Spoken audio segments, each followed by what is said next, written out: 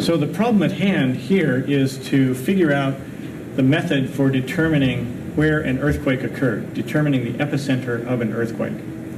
The first thing we have to do is determine the distance of the earthquake from a seismic station. So this diagram is showing what seismologists refer to as the travel time curves for P waves, pressure waves, S waves, shear waves, and the surface waves. This has been determined from analysis of millions of earthquakes. So y-axis is travel time in minutes, distance here on the x-axis in thousands of kilometers. If we have a seismogram recorded at a particular seismic station, we don't know where that earthquake occurred, we can determine the distance of that earthquake from the seismic station by determining the time of arrival of the P wave and then looking at the time of arrival of the S wave.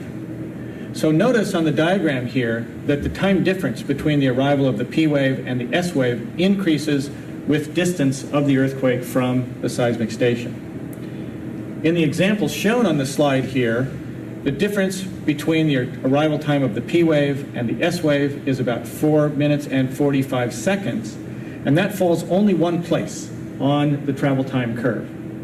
So this time difference between P and S wave of 4 minutes and 45 seconds would indicate that earthquake occurred about 3,300 kilometers away from that particular seismic station. Now, to determine the location of an earthquake, you actually need to do this for a minimum of 3 seismic stations. Let's say, for example, that we analyzed a seismogram from an earthquake recorded at Columbus, and the distance tells us that earthquake occurred someplace along this solid circle around Columbus. We don't know what direction. If we have the record then from another seismic station, let's say at St. Louis, and it tells us that the earthquake was close to St. Louis, much closer to St. Louis than to Columbus, then this could indicate then that the earthquake must have occurred someplace on this dashed perimeter around St. Louis. From those 2 seismic stations, we would have 2 intersections of these circles. So the earthquake could have occurred here, or it might have occurred here. We need at least one more record of the earthquake. The example here is from Memphis, and the earthquake is closer yet to Memphis than Columbus or St. Louis. The earthquake occurred someplace on the circle around Memphis, which is shown by the long dash and the short dash here. So for 3 different seismic stations, we can determine a unique intersection of these circles. This would indicate then that the earthquake occurred at this location here at New Madrid. If we map that onto spherical geometry on the Earth, instead of just looking at it on a flat map, then we could consider what happens for an earthquake which may have occurred on the Mid-Atlantic Ridge.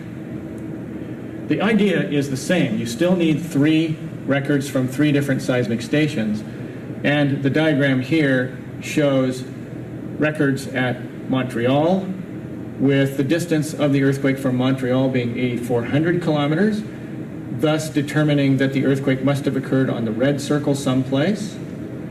We have a record from Paris. We can use the S minus P time to determine that the earthquake was 6,700 kilometers from Paris and must have occurred someplace along the orange circle. And then the 3rd seismic station at Sao Paulo. The earthquake is closer to Sao Paulo than it is to Paris or to Montreal.